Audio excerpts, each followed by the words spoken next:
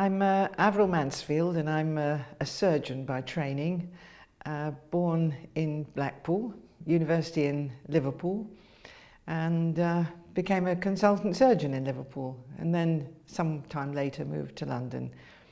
And I was initially a general surgeon and then moved on to become entirely vascular surgical. And then in the later years was appointed a professor and head of the department, and I believe I was the first woman to do such a job, which is wonderful, but that's what I did. And at a later stage in my career became president of the BMA, which was a particular thrill. My parents were working class, and no one in the family had been to university, let alone medical school. I knew that I wanted to be a doctor from a very early age, and I just really went for it in the way that children do. Nothing was going to stand in my way, and it was a struggle to get the necessary A levels, because it wasn't as easy for girls to study sciences then as it now is. At least I hope it is now. But anyway, I got the necessary qualifications and applied just to Liverpool and Manchester. And I've often said, because I thought if you went any further you fell off. I mean, it really was the edge of my horizon. And both offered me a place, and I chose Liverpool for reasons that aren't too clear, but I made a good decision. It was a very happy place for me, and I was there for the next 5 years. Talking about inspiration, what makes you want to do something, initially there wasn't really a person that inspired me, although my parents were wonderful in the sense that although they hadn't had the opportunities, having had to leave school at 13 or 14, I think 13, they were determined that if I had the ability, that I should be able to use that ability, which of course is fantastic. So my father has always been my idol. When I became a young doctor, then it was a question of finding a way forward into the career of surgery, which is what I wanted to do. And there was a Welsh surgeon who was my first boss when I was a junior doctor, called Edgar Parry, who was outstandingly good at supporting the young and up-and-coming, with the view that if you were capable of doing it, then you should be encouraged to do it. And he made a very important remark to me one day, and when I myself was going to start training the young, which was that you should aim to have your trainees better than you are by the time they finish with you. If you don't, you're failing. And that's really important, that you don't mind that the younger generation will eventually take over your job and will in fact be better than you are. So he was very important throughout my life, and I'm still in touch with his family. He's long since died, but his family still keep in touch with me, which is wonderful. So he was my mentor. I became president of the BMA and really knew very little about the science that goes on behind the scenes in the BMA. And it was quite an eye-opener for me when I first appeared on the scene, that there was this thing called the Board of Science, and that in many ways the good news stories were emanating from the Board of Science. All the things about obesity and alcohol and drugs, which became an interest of mine, all of those things stemmed from the Board of Science. So I was thrilled to bits after I finished my year as president to become chairman of the Board of Science. And then it was really that I discovered the research angle to the BMA. I had been a professor of surgery and I didn't know that the BMA supported research grants. That's shocking. And I determined that it should not be so, that somebody should publicise the fact that we do and support research.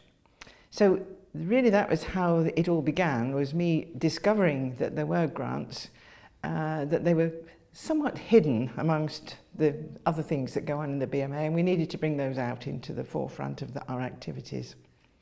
There are many challenges for young doctors today. I'm the first to understand that they do have quite a stressful existence. And one of the things that I've always felt is that throughout your career you need to have an element of research. I, throughout my career, was doing some form of research right the way through. And it is very hard to get started with research because you haven't got a track record. Your boss may have, but you certainly don't. So starting at the very beginning is difficult. And this, I think, is really one of the places where the BMA has a great role to play with start-up grants for people who yet haven't got their track record, but who are likely to pursue a good career in research, or at least to prosper with a research atmosphere around them. So I think the awards that we have may not be huge, but they are vital in getting people started. I think if you accept the fact that there won't be any progress in medicine unless we establish the research aspect of it, all progress has to come from a foundation of research, and particularly so today when we really want to be sure that what we do is evidence-based. And provided we make sure that students understand the importance of that, then give them an opportunity to join in with that. It's an exciting opportunity. It may sound as if there is some boring work to be done, and of course there is, but that at the end of the day, if you can contribute to the next step that the medical profession is taking, then you've achieved something absolutely wonderful. So if you can inspire them, then that will help. It's really difficult for an establishment like the BMA to persuade people that it is not just a political establishment, but it's an establishment that draws together all the branches of the profession. It has a huge opportunity. So we have to get that message across. It's not easy to get it across. People think that we're a wealthy establishment, so we can't possibly need money. But we do. We really do need money, and it will be very well spent. If people donate to the research awards, then that's for sure that they will find a very warm and welcoming home in one of the research people who will be awarded that grant. So it's a great opportunity to assist with that aspect of medical practice. The BMA grants were tucked away without much publicity in the BMA, and I was keen to somehow bring them out from the woodwork and make them evident to the world that this was a really important aspect of BMA work, was fostering the young, fostering their research, funding their research. So it seemed to me that one of the things we could do was to have an event that celebrated the young people who've been successful in getting these grants. It's not every day that you win a research award, and it is absolutely fantastic if you can have that celebrated and bring your friends along. And so a pleasant, exciting evening was established and has become, I think, part of BMA life now. I hope so. In my profession, women have always had a role to play, and I think now that they're a little over 50% of the students, then clearly we have to be sure that they have a good part to play in the profession, and that it's exactly the same for men and for women. I think that's a little more difficult to achieve in surgery for some reason, but it shouldn't. There is every opportunity for women to pursue a career in surgery, and they make extremely good surgeons. There's no reason why they should not. It's just establishing the fact that it's perfectly normal and perfectly reasonable to do it. It does demand a certain commitment. I've said many times, you can't stop an operation when it's only halfway through. You simply have to accept that.